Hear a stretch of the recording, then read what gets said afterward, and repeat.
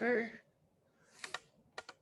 So homework for today was to create a player object with some random ages, and then write a binary search to find a player with a certain age, where binary search assumes that your data is already sorted.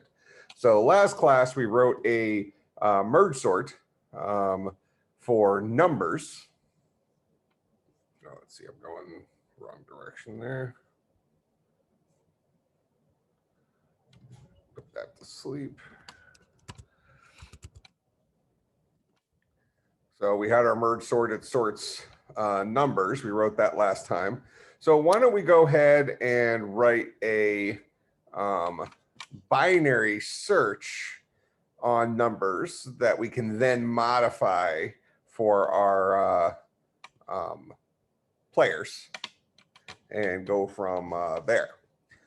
So we're going to go ahead and let's create a binary function here for binary search.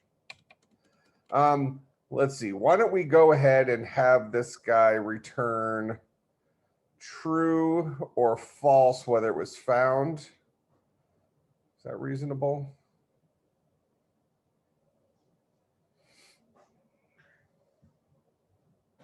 Yeah, it's mostly reasonable. We can always update it here in a few minutes. We'll call this guy binary search. It's going to take in an int array and then the value we're searching for.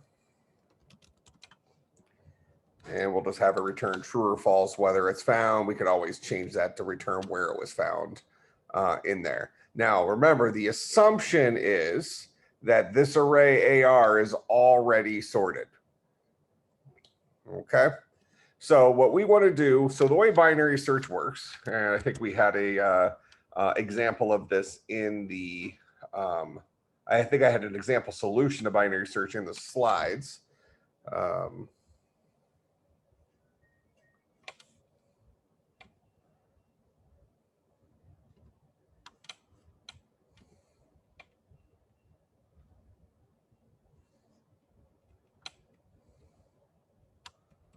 Recursion, where's binary search?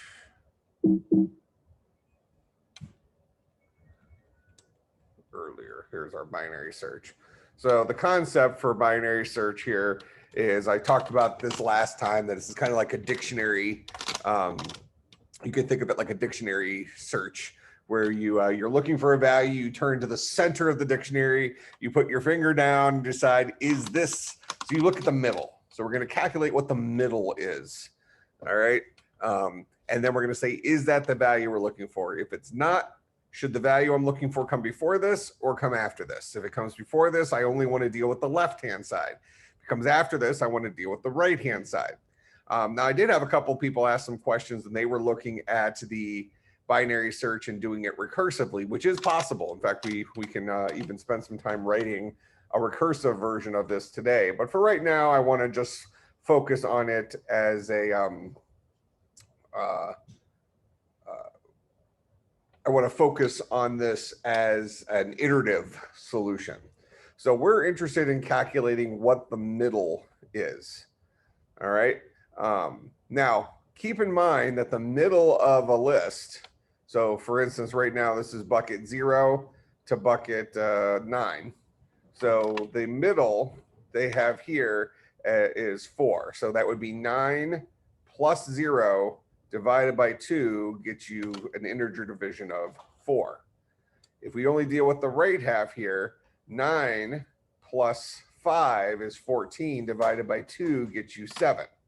So the way we're calculating the center, the middle, is by taking the end plus the beginning and dividing it by 2.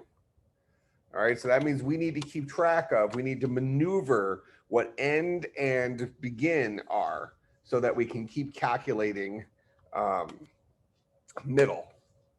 So with that in mind, here we go. With that in mind, we're going to keep track of a couple of values here. We're going to have int begin initially is a 0.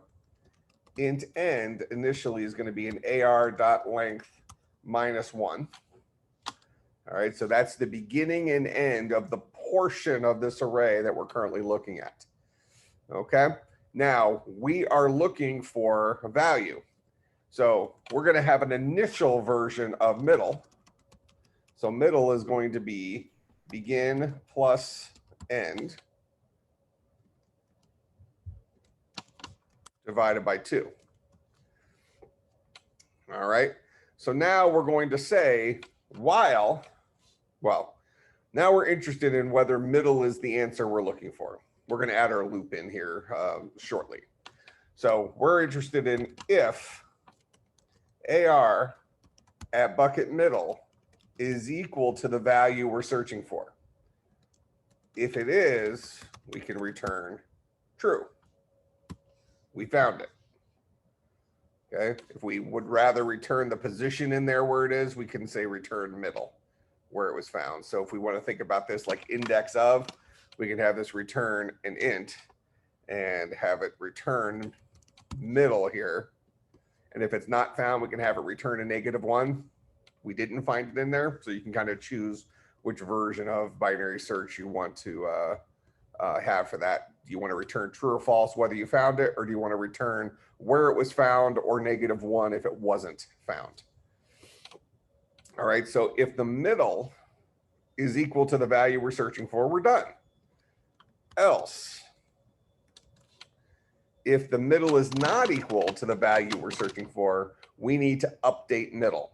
So we need to ask the question, is val less than the element in the middle? So else if val is less than AR at bucket middle, if that's a true statement, then we want to deal with the left-hand side of our list. So what that will mean is we need to update end to be equal to middle -1. Else, it must be on the right-hand side. So we'll set begin equal to middle +1. And then we'll update middle again.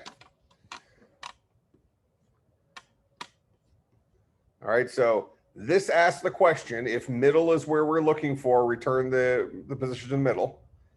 Otherwise, if it's the left half, update end. If it's the right half, update begin, and then check to see if middle is there again. So we're going to do this over and over and over and over again. So this stuff needs to be inside of some kind of loop.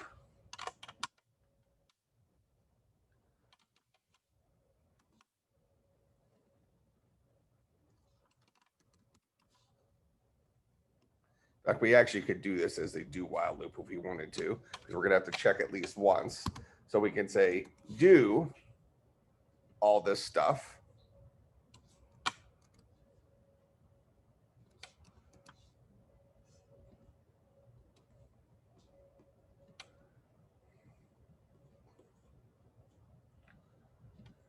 And we want to keep going as long as what is true.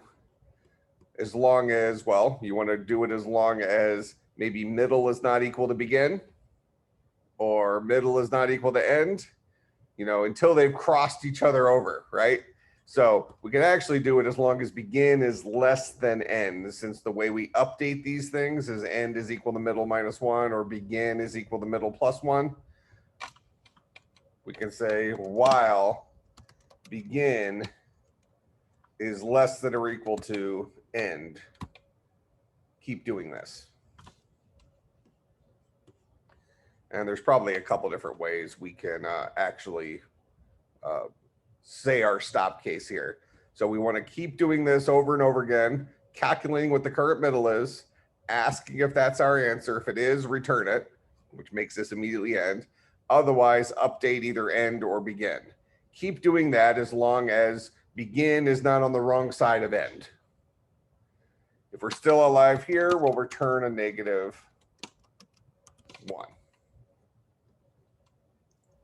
I have a question. Sure. What's the difference between a do while loop and a while loop? Like obviously I can see that it looks a little different, but like what is the difference? So a like do while loop, the body of the loop executes at least one time. So with a while loop, if I were to ask while begin is less than or equal to end, and then have some stuff in the body like this, there is no guarantee that the body of this loop executes even once, because we ask this Boolean expression first. This is a pre-check loop.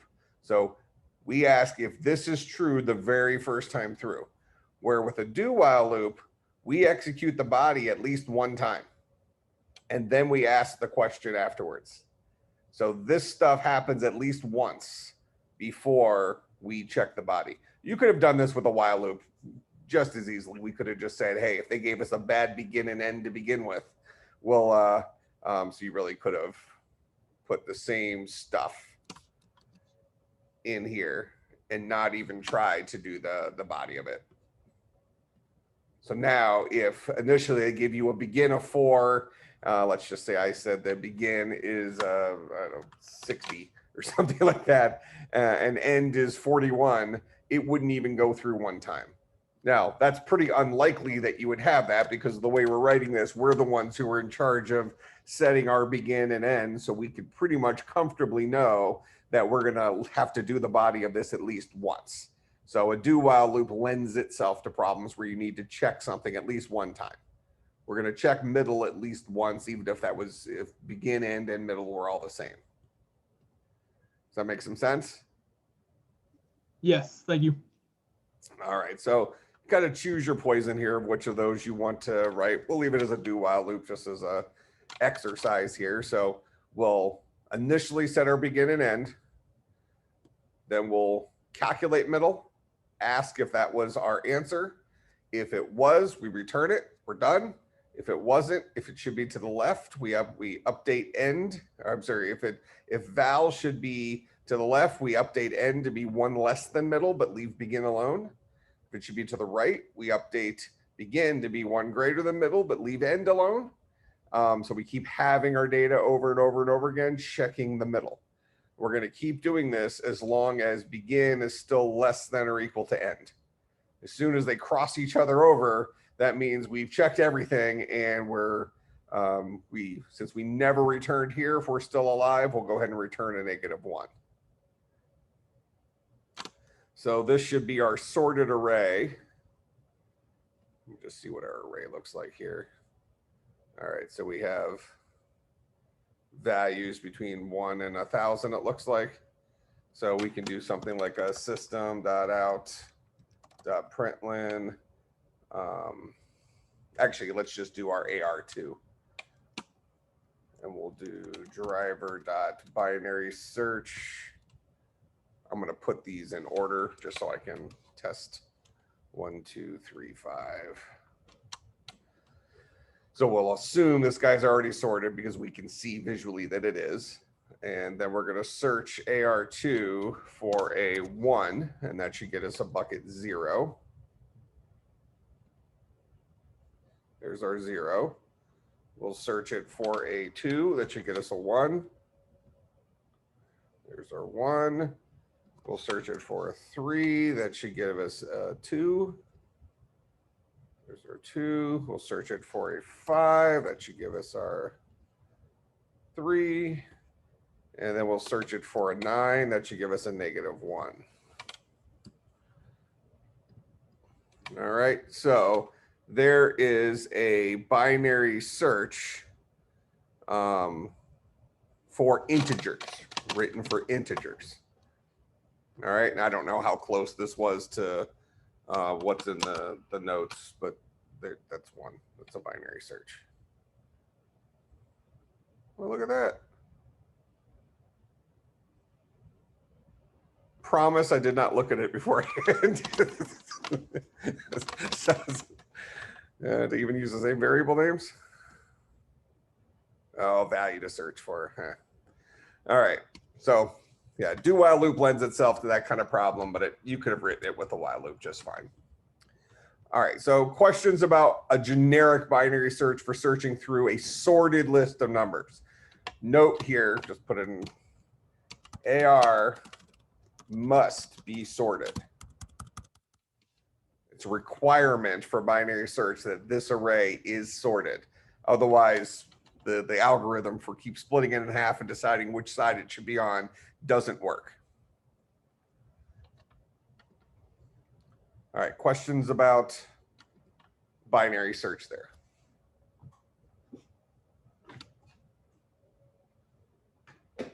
All right.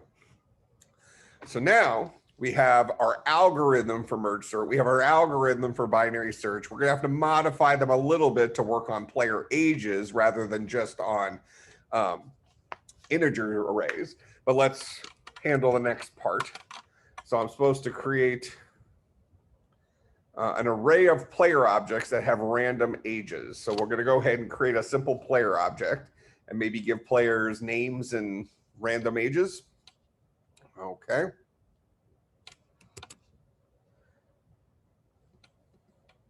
So we'll create a new class.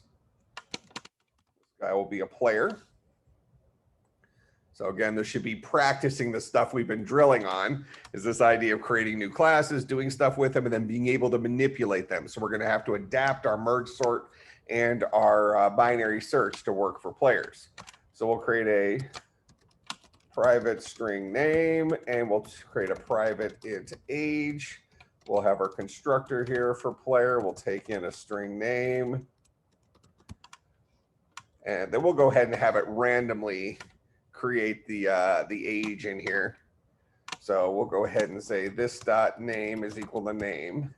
And then we'll say random r is equal to new random. And we're going to set the age. I need to import java.util random. All right, so then the age will be a random number, and let's just give us a range. Let's say the age is going to be between 3 and, well, we could say between 1 and 100 for ages. Okay, so we'll say this dot age is equal to r dot next int. And we're going to say 100 plus 1 there, because the version of r.nextInt, if I put in 100, it'll give me a value between 0 and 99. If I add 1 to that, it'll give me 1 to 100. So random vals 1 to 100 for age. Okay, so that's what that guy is going to do. So every single time I create a player, it's going to give me a random age and and it'll set the name to whatever the name is. I'll go ahead and generate some getters.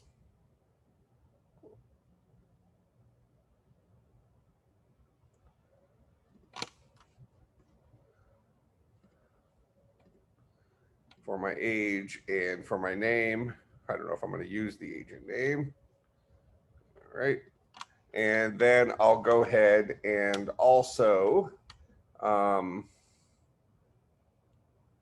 I'll give myself the ability to display a player. I think I've shown this before, but I'll do it again now.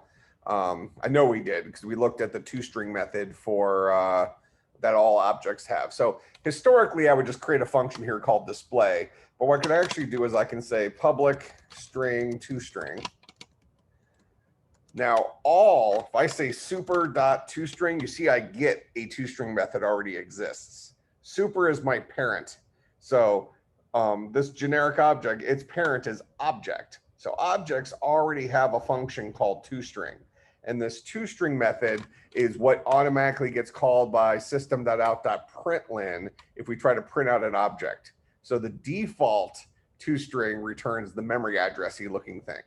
I'm going to override that method with my own version of toString here, where I'm going to return a string that's going to have the name followed by maybe a space, parenthesis, the age, something like that. So it'll return a kind of a representation of this player. So I'm going to name all my players like player 1, player 2, player 3, something like that, just so I can generically create a bunch of players. All right, and then they're going to have their ages. So this is how a player can display itself using system.out.println. Make sure I have, yeah, I do. Okay, so let's go back to driver now. And I'm going to go ahead and just gut stuff that's in here. And I'm going to go ahead and I'm going to create a player array called the players. And this guy is going to be equal to a new player array. Did I say how many players? Oh, just array of player objects. That's fine. So I'll create 100 players. And then I'll go ahead and say for int I is equal to 0. I is less than the players dot length I plus plus. I'll say the players at bucket I is equal to a new player object. Now my constructor for player takes in a name. So the name I'm going to pass it is going to be player concatenated with whatever I is. This will be player 0, player 1, player 2, player 3, so on and so forth. All right, so that'll fill up my array of players. You could have also done this with an array list, I guess, if you wanted to, but since I have my binary search and merge sort built on normal arrays, this probably makes the most sense. So I'll just go through and print out my players initially. I'm just going to give myself a function, static void display players.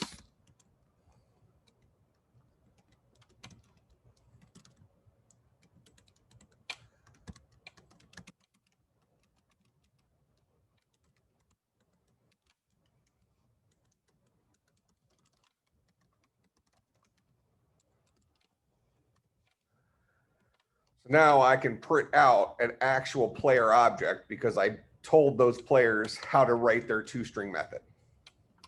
So you'll see here, if I say display players, and then I pass it the players, I'll now get a collection of a bunch of players with their random ages.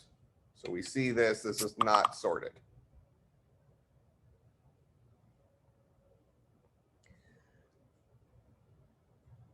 All right, so far I've done the first part of this, right? Where I've created an array of player objects that have random ages. So far, so good. Any questions on what I did for that? There's my player object.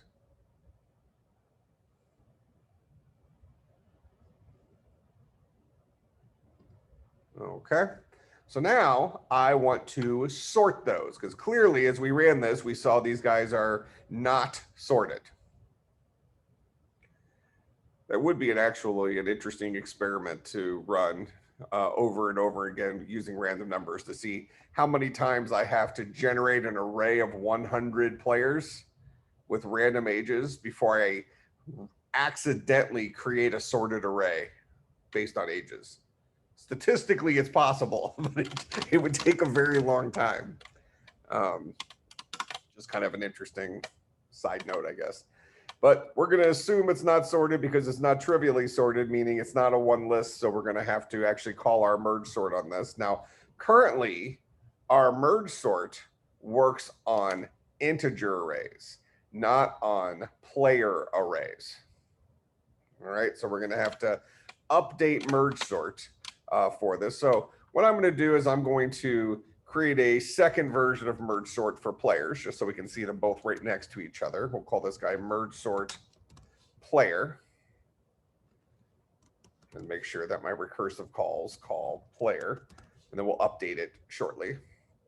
We're also going to have a merge player. So I'll steal this code.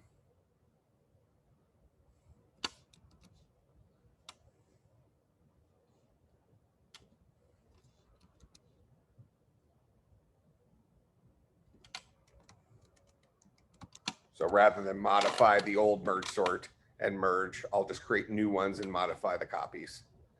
All right, so merge sort player, this guy's no longer going to take in a integer array. It's now going to take in a player array.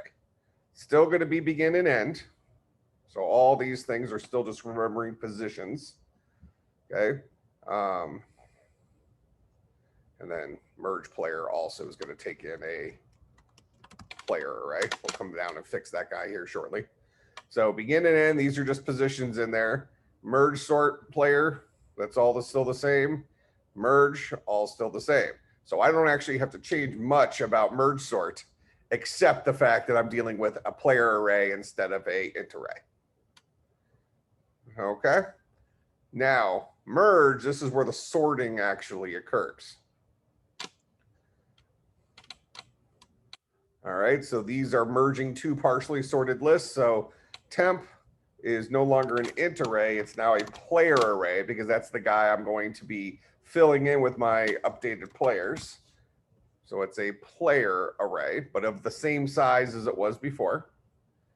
Pos1, pos2 are going to be the same as they were before.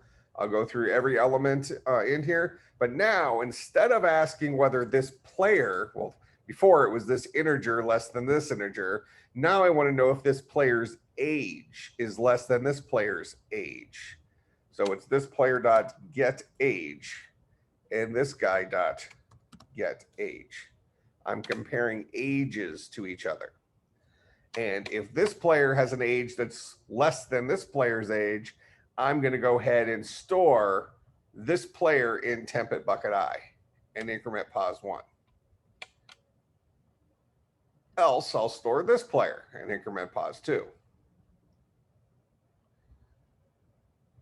Otherwise, if we have illegal positions on one of them, I'll just declare the winner, declare the winner.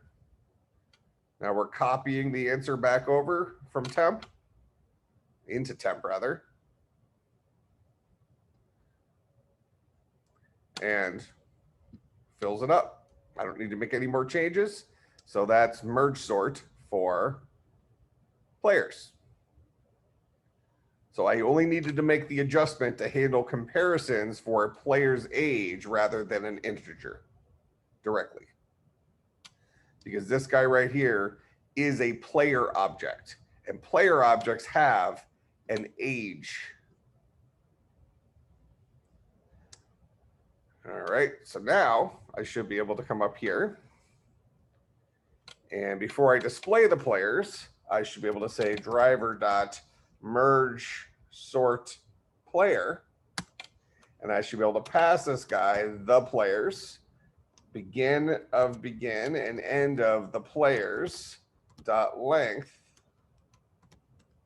-1, the last legal bucket, and then display it. And we see that we have the players' ages all in order now.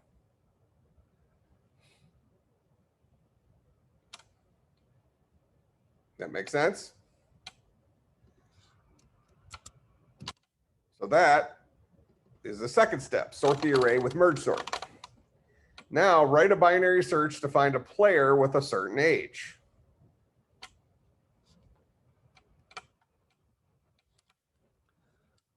So, wrong thing, this one. So now I'll go to my binary search. I'll copy that. And we'll create a binary search for players.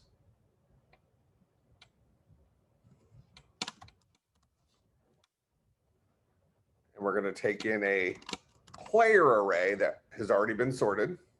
And then the age we're looking for, I'll go ahead and change val to age just to emphasize this idea that we're comparing ages. Begin, ended, middle are going to still work the same way they did before. But now I'm going to be wondering whether or not the element at bucket middle, whether his age is equal to the age I'm looking for. If he is, I'll return the position of that player. Otherwise, if the age is less than that guy's age, then I'll be working on the left half. Otherwise, I'm working on the right half. So same thing I did before. So now let's go ahead and say int pause is equal to driver dot binary search player. I'll pass it the players. And let's look for a guy whose age is 14. And then I'll go ahead and say the players at bucket pause dot, actually that's, I already know how to display it. So system.out.println, the player at bucket pause, and presuming we didn't get bad luck, because really we want to say if pause is not equal to -1, then print out the player I found. Else system.out, no player with that age found, something like that. All right, so I'll use my binary search, searching for my sorted array of players, because I sorted it right here.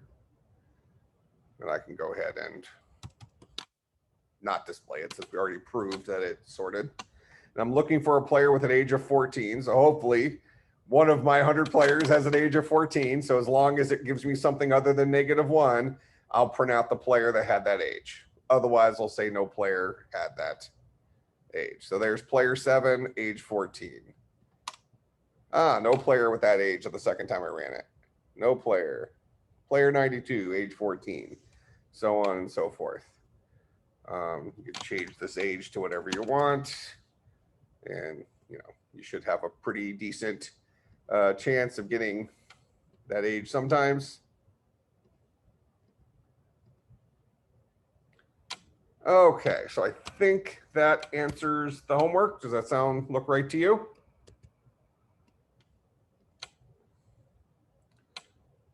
All right, so questions about that. So I would say if I was going to kind of put some highlights in here of the things that this was kind of testing you on or forcing you to practice. So one thing was creating objects like we've been working on. This should be something that should be starting to become second nature to you. I need to create a object representation for something. So this should start becoming easier and easier. You should understand what this means. Similarly, even though we just learned merge sort and just learned binary search, we learn them in terms of integer arrays because those are pretty easy to compare one number to another number. But the challenge in this assignment was now I'm dealing with an array of player objects and I want to search for players with a certain age. So that means I need to recognize that this guy right here is a player object. And in order to get that player object's age, I have to say get age. So several of you probably struggled with this and wondering why it didn't work. If age less than AR at bucket middle. AR at bucket middle is a player object. I'm asking if this integer is less than a player object. That doesn't make any sense. I want to know if this integer is less than this player object's age. That's what the question I want to ask. All right, so kind of that skill of being able to resolve a variable and say, what kind of animal am I dealing with? When I'm talking about AR at bucket middle, what kind of value is that? Is it an int? Is it a char? Is it a string? In this case, it's a player. And if I want to get the age of a player, I have to ask that player for their age, because their age was a private field inside of a player. And the way we access private fields is we gave ourselves a getter for that guy. All right, questions about that? Question. Sure. Couldn't you have put those functions in the player class and then referred to them using like .age or something like that? Well, it is in the player class. Oh, I meant the entire binary search function. I suppose just yeah, but you probably wouldn't want to put it into the player class for the binary search. You might want to have like a player collection class and then done the binary search in there. So instead of us having just a array of players sitting out here, we would instead maybe create a class called player collection. go down the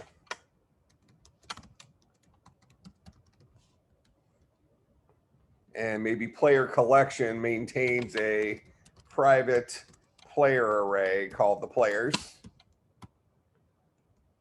And then the constructor for this guy, maybe he takes in an int number of players. And then we go ahead and we say this dot the players is equal to a new player array of size number of players. And then we go ahead and fill that guy up. So for int I is equal to 0, I is less than this dot the players dot length, I plus plus.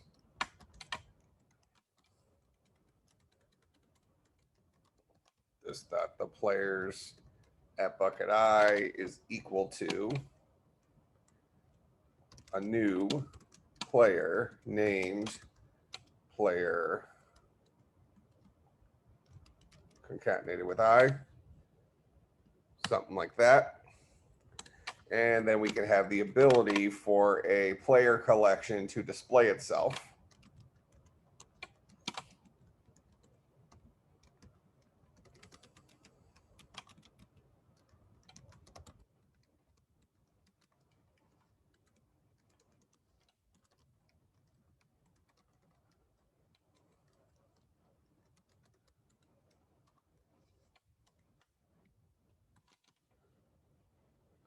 Like that. And then what we can do, so now I can create my player collection, for example. So I can say player collection, the collection is equal to a new player collection, size 100, something like that.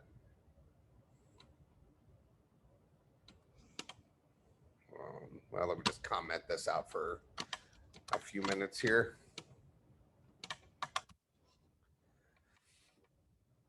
And then I'll go ahead and say the collection dot display, and I should have my unsorted guys there. So there's my unsorted players. Now, as you suggested, I can take my merge sort for players.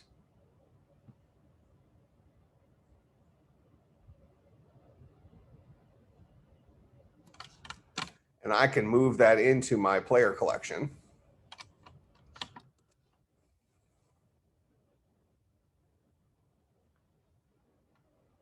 And maybe I make these guys private.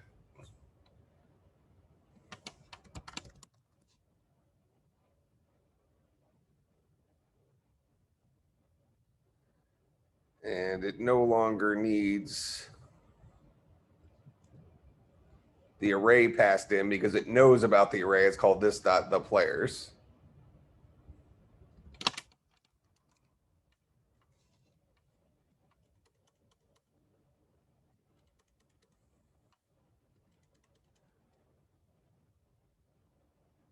Same thing here. It no longer needs the array because it knows about the array from player collection because this is inside of player collection.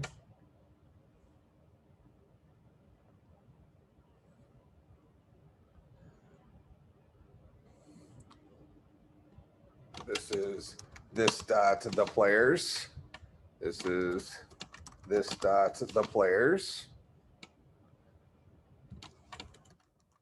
This dot the players. This dot the players.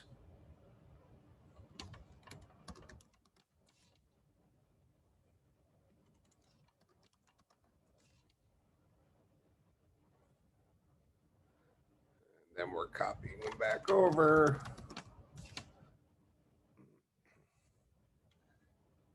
So that's our merge, and I made that private, notice.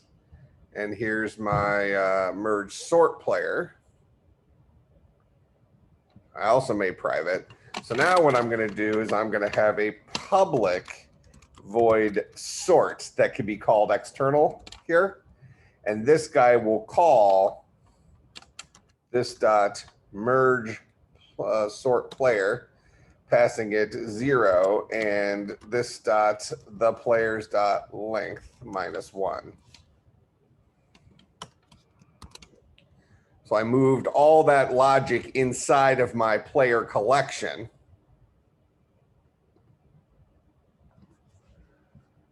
So then up here in my driver, I can call the collection dot sort, which will call internally the merge sort stuff I wrote. And then when I display it, it'll now be sorted. Similarly, then I can take my binary search for player,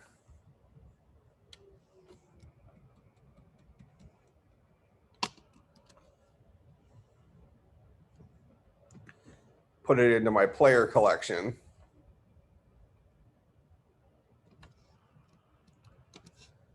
and notice I'm taking static off these guys because now they're going to be instance methods inside there. And so now I can do a private int binary search player like this.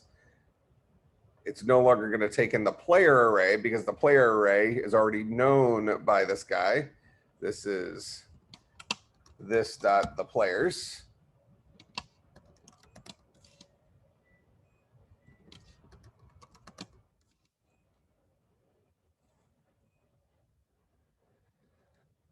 Okay, so that's my binary search for this guy. And now what I can do is I can say public, maybe we say, well, we can decide how we want this to work. For right now, I'll just pull the same logic in here. So I'll say public void search int age like this. And then I'll go ahead and say int pause is equal to this dot binary search player for age.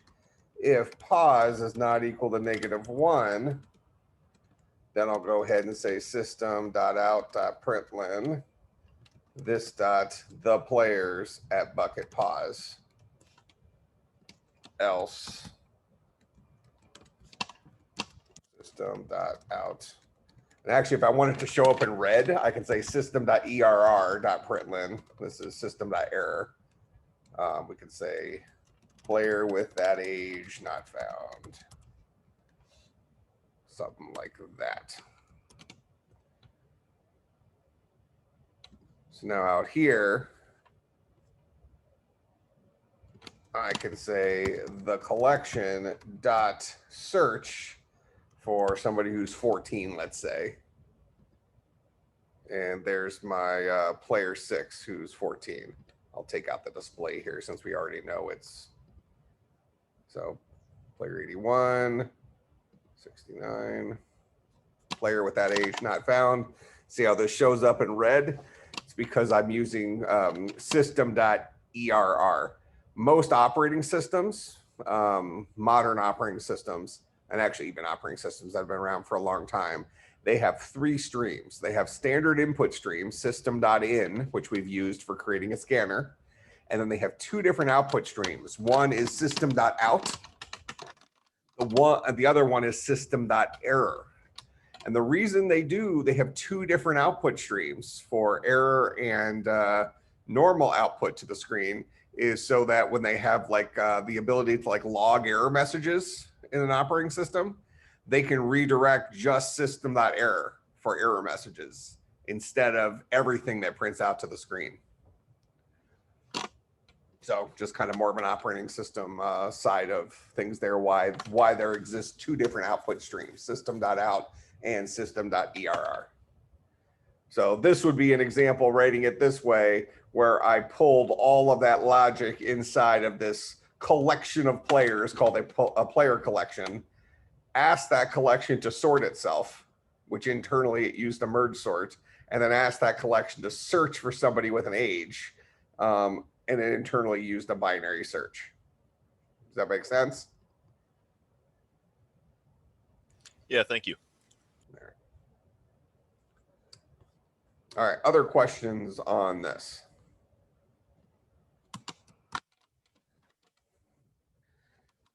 Now, hopefully, even just doing that last exercise we just did for just a few minutes, where I took so much of this logic and I sucked it into another object, and we saw we just had to change just a couple of things here and there. You know, that's a skill that we want to start getting more comfortable with, because remember, the difference between an object-oriented programming language and a procedural programming language is effectively Tupperware. This idea of an object, like I created this player collection, is like I went out and bought this special kind of container that knows how to hold an array of players. And that array and this container also knows how to do some stuff with that array of players. It knows how to display them. It knows how to search for a certain age. It knows how to sort, things like that. You know, even externally, if I don't want them to have to worry about sorting first, I could actually make my search first call this dot sort.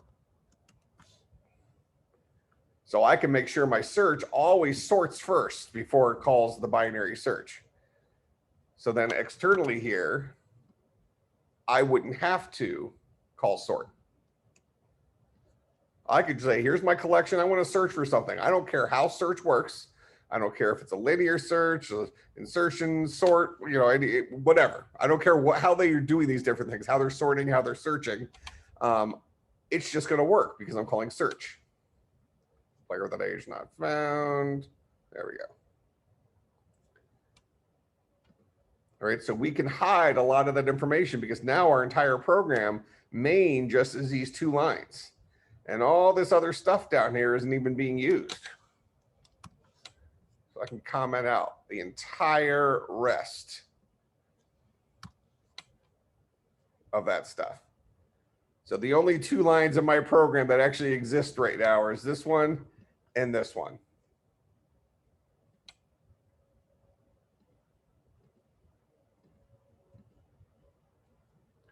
Because all of that, all those details are now hidden inside a player collection.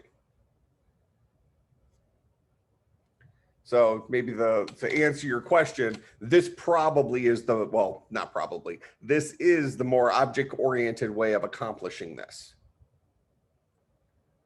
By taking these details, taking all this sorting and searching algorithmic junk that we've now tested, we know it works, by sucking that into a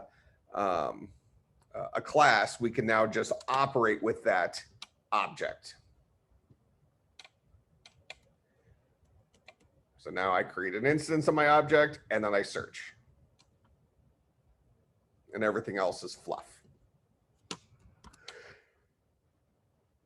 Okay, so that was the homework assignment. Let me go ahead and push those changes. Solution for what homework number was this? 9, 10, 12? This was 10. 10. And then I'll push that. So now that should be up on GitHub. Okay, so let's see what comes next. I'm guessing we should be getting into some inheritance or something. We've talked about some recursion. Oh, right. I also mentioned that it would be interesting. I mentioned there was a couple of people that were trying to implement binary search recursively, which is a interesting enough problem. Let's just actually write it out here.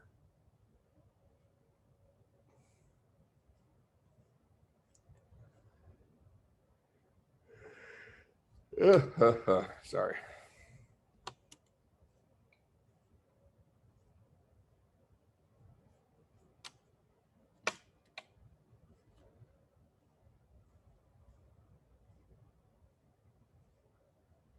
All right, here's my binary search for player. I'm going to create a second one of these. Here, I'll just actually copy this and then we'll.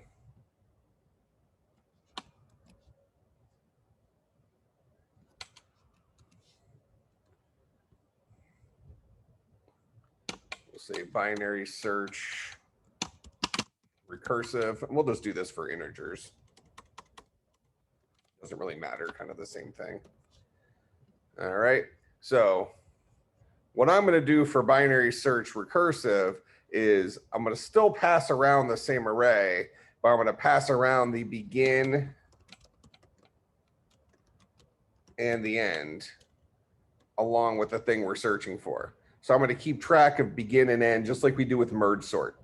So it's the same array, but we're just focusing on different parts of that array. So now I don't need this begin and end here. I'll just calculate middle inside of here.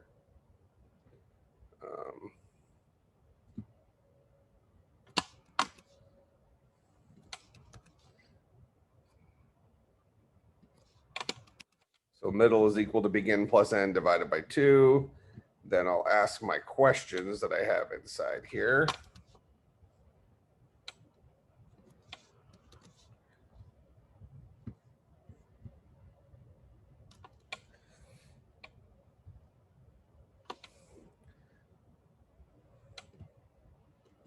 So if AR at bucket middle is equal to age, then I'll just go ahead and return middle. That's the position it was found in. Else, if age is less than AR at bucket middle, then what I want to do is I want to call or update end or update begin. And then I want to say something like,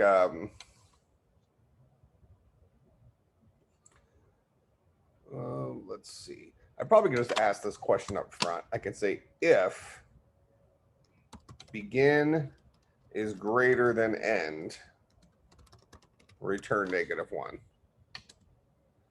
Otherwise, do all this junk and ultimately call binary search recursive again with the same array, the new begin, well, the potentially new begin, the potentially new end, and the age I'm searching for. So that would be the recursive version. Let's see, array, begin, end.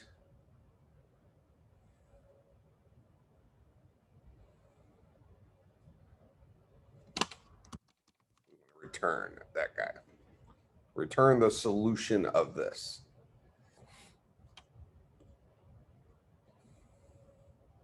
So that would be binary search recursive, taking in, this looks a lot like merge sort, where it takes in your array, a begin and end, and the thing you're searching for. If I'm done, if I've looked everywhere, that means begin is greater than end, just end, return -1. Otherwise, set middle, check middle. If it's the right one, return it. Otherwise, update end or begin and call binary search recursive again with the same array, but an updated begin or end and the same age. So that would be the recursive version of binary search, which is typically not the way it's written. But a few folks tried to write it that way, I think, because we had just talked about recursion with merge sort. So the point I throw out there, not that you can't write this recursively, but you know, if your data set gets very, very large and you're searching through a lot of stuff, we saw last time that you can get a stack overflow exception because every single time you call something recursively, you have to put the current version of a function on hold, and it doesn't get to make any more progress for that period of time. So it's a little bit of a rough situation, and you might run out of memory, where this guy lends itself to doing it iteratively pretty easily. So I would go that route, where a merge sort really lends itself to recursion. Okay, so I'll leave that there. We were not using any of that stuff down there. I guess I can, we still have an array somewhere. Well, I'm pretty sure this works. Okay, so let's look. I'll go ahead and push that little change just so you have it.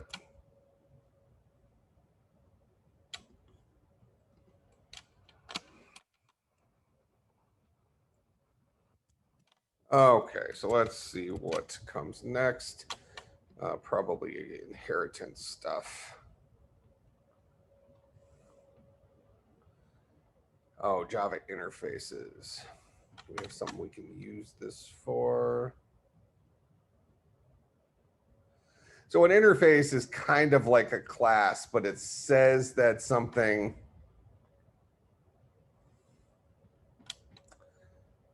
Well, this will actually be a fun thing to show.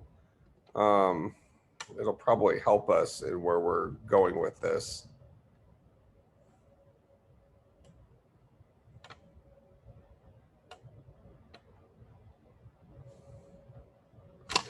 Yeah, let me just introduce something here.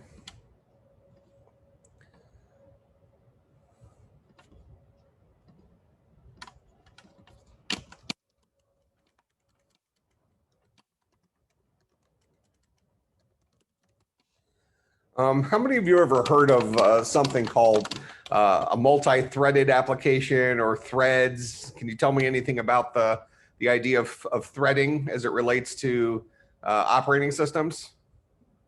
I don't know if you ran into it in any of your classes yet.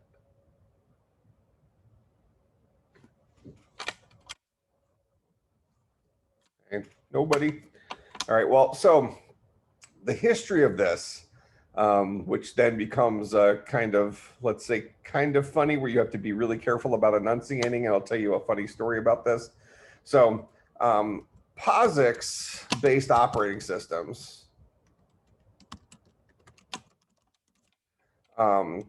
had a system call. And we talked about system calls in here. We looked at like the Hello World program in Linux assembly, and we saw that it calls like syswrite, and so you got these built-in like super functions inside of an operating system that they're called system calls. And these guys do really complex things behind the scenes that we're glad somebody else wrote. But ultimately, it seems like they're doing something pretty simple. When we say, oh, syswrite, just print something to the screen. That seems so trivial. But when you take the CSC250 class with me, the systems programming, and we actually write an operating system in there, you'll see that writing stuff to the screen isn't nearly as friendly as you want it to be.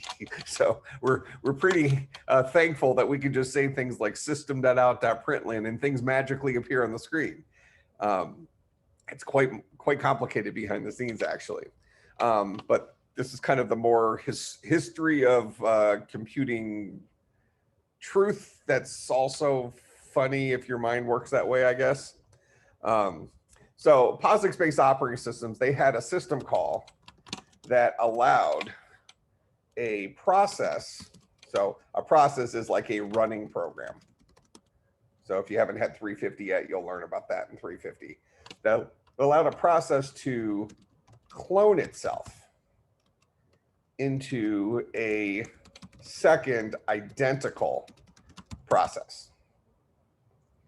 All right, and so what the line of code would usually look like, it would look like this. So you would be working through your program, and all of a sudden you'd have a int PID is equal to, the system call was called fork. And then you would ask a question that if PID is equal to 0, that means I am the original. Else,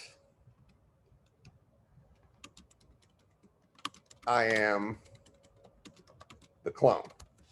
So maybe the original goes and does a certain piece of logic and the clone does something else. So this kind of allows your program to do, let's say, two things at once. Now, this used to not be a true truth because back then you only had single core processors. So your computer processor was only a single core, so it could actually technically only do one thing at a time, even though it works so quickly that a human being is convinced that everything's happening at the same time. Now our processors are dual or quad core or even more, so they can actually do 2 or 4 or more things at the same time, technically, which actually makes operating system design a lot more difficult because you have to imagine that some things can be done in parallel, but other things can't. Right? You think about a real life task, you can't bake a lasagna until after you've already put all the ingredients together into a pot. You can't do those 2 steps at the same time. So certain problems require an order of operation, where something like merge sort, and this is related to this merge sort idea, really lends itself to multi processing, because the idea of merge sort is at any individual call to merge sort, we're looking at only a very specific portion of the array. Nothing keeps us from subsorting portions of that array all at the same time, and then ultimately doing a final merge. So merge sort lends itself to multi-threading, where you can take advantage of your 2 or 4 quad, your quad core processor to sort stuff even more quickly. That's why something like a merge sort kind of feels inefficient, but in actuality, implemented in the right way, can be very efficient, leveraging our technology. All right. Well, so, and this is where kind of the if you let your mind go into the gutter a bit, it comes in. The system call was called fork. So the original would be called the parent. This would be called the child. And so the joke related to this is this was in late 1990s. Yeah, I think late 1990s, maybe early 2000s. I was at a restaurant with some other Unix system administrators. We had been writing some system software for something, and we had created this program called the Reaper. And the Reaper's job was to kill off children that were not currently doing anything. So over this about 10-minute conversation, as we're talking through the solution to this problem, we're just into like this breakfast restaurant. There, this is old lady sitting behind us. We're talking about forking children and reaping children and all this stuff. And I'm sure she heard us saying other words that maybe weren't as close to. I think you all see where I'm going with this. She got up and she yelled at us, but it was funny after the fact when we explained. But it is a bit unfortunate that they did name the system call fork. It's like a fork in the road, so you get 2 different copies of the same process, and then it continues on. And then some of these other words that kind of go along with this makes it for somewhat of an unfortunate conversation. So in any case, whenever you use the fork system command, you tell people, make sure you fully enunciate the full function name. Now, having said that, we would call this guy multi-processing.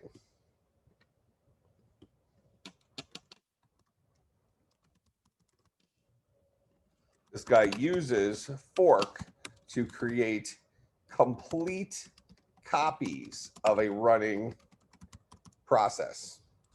We would say that this is memory inefficient. Because we look back at this right here, we said, well, if I was the parent, I'm going to keep doing one thing. Otherwise, if I'm the child, I'm going to do something else. Yet the child still has all the logic that the parent has. It's just not calling any of it. And the parent has all the logic that the child has. It's just not calling any of it. So you basically have huge swaths of these processes that have code that's completely unused by them just because they only choose what they're going to do depending on whether they're the original or they're the clone. All right, so this idea, so this was typically called heavyweight. Okay, so this was a heavyweight process, inefficient, whatever, something like that.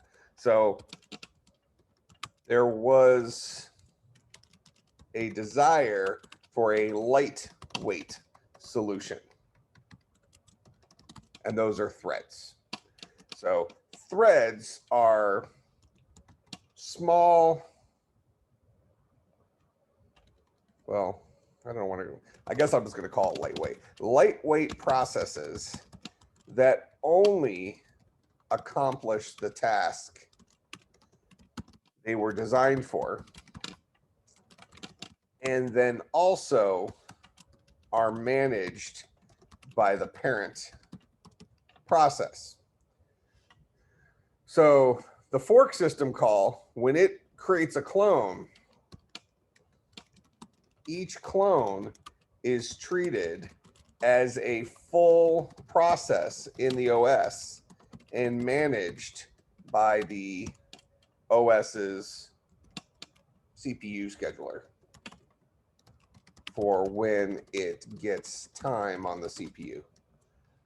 And these are all concepts you'll talk about in the operating systems class. And if anything you don't talk about in there, I'll re-talk about it in the 450 class when you have it with me.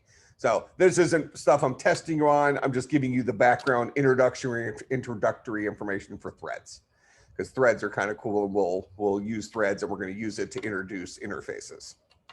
All right. So the punchline is this might have been a good way of like hacking an operating system historically, because if let's say an early operating system, not that early, even operating systems in the earlier 2000s, maybe they could have a maximum of 65,536 unique processes running at once.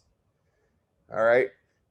If you called the fork system call 65,536 times in a for loop, which probably wouldn't take all that long, right?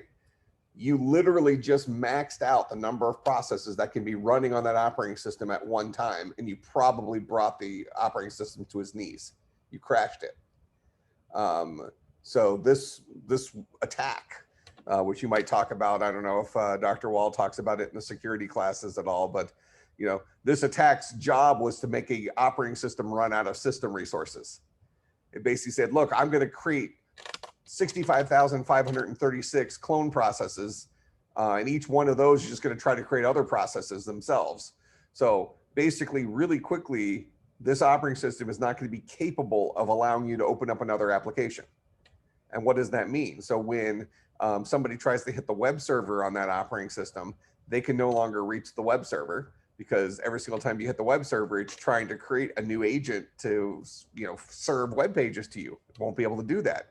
The system administrator also won't even be able to fix it, because they won't be able to open up a terminal to try to kill off processes, because they're already at the maximum number of processes, and the terminal is another process.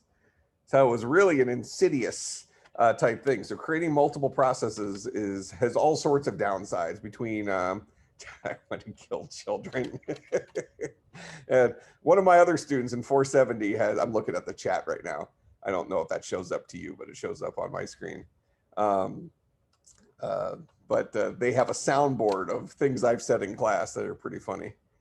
For your homework, bring a child to sacrifice. Yeah, all these things make sense. I think Mr. Gonzalez would approve.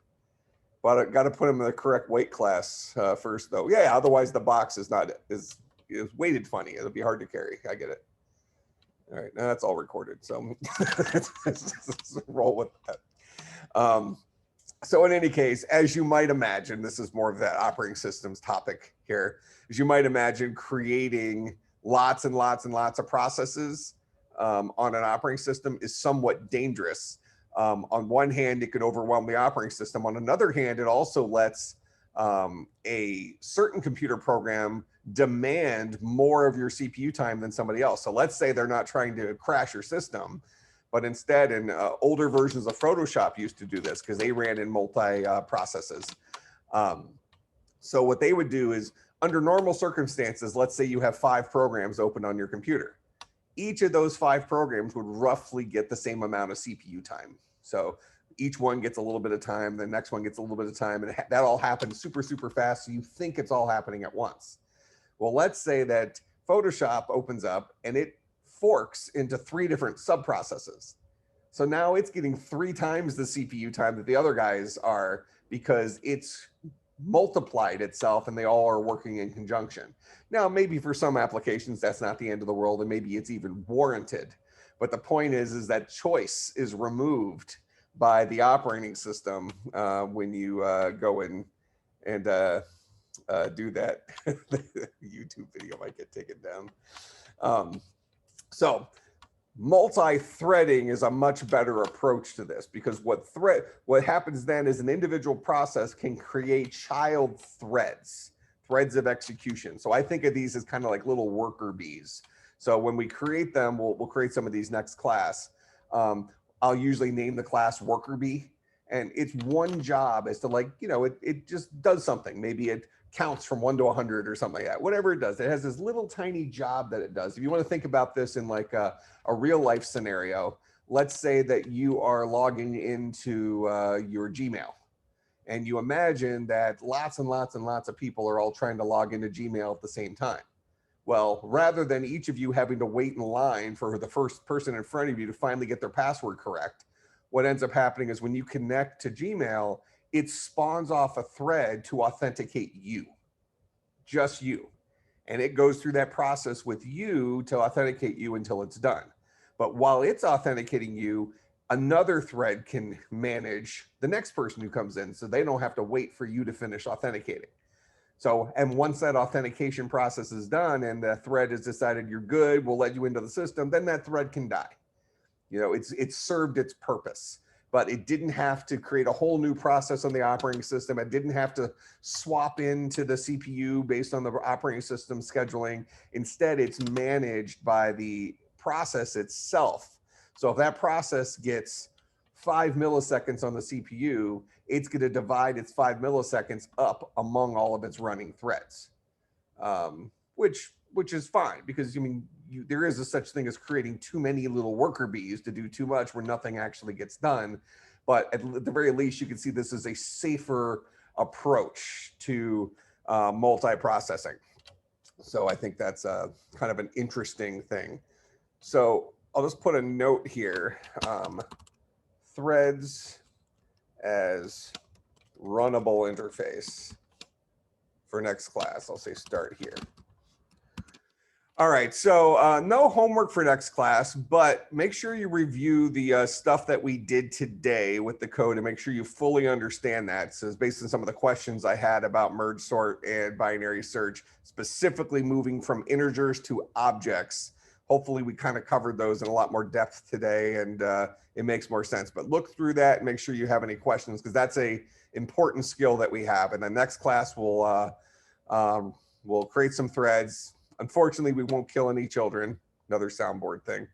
But in any case, I will see everybody on Thursday. I do anticipate being back in the classroom on Thursday. There's something happening outside of my house with a protest or something. So it's a thing. I'm fine. So in any case, I'll see everybody on Thursday. I didn't realize how terrible you sound out of context. Yeah, it's pretty funny. All right.